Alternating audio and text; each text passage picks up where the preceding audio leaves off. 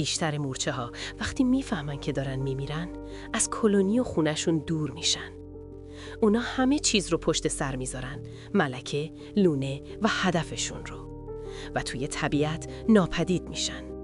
هیچ کس مجبورشون نمیکنه، اما یه حسی درونشون میگه اگه بمونم همه ی کسایی که دوست دارم رو آلوده میکنم. بعضی مورچه ها میفهمن که ویروس یا انگل وارد بدنشون شده.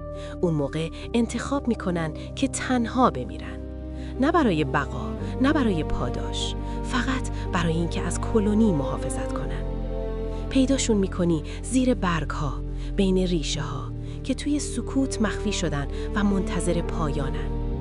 اونایی که میرن دیگه بر نمیگردن. این یکی از پاکترین غرایز طبیعته، فداکاری بدون افتخار.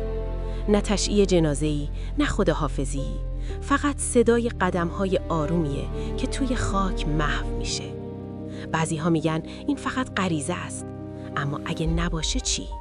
چی میشه اگه حتی کوچکترین موجودات هم بتونن عشق رو حس کنن؟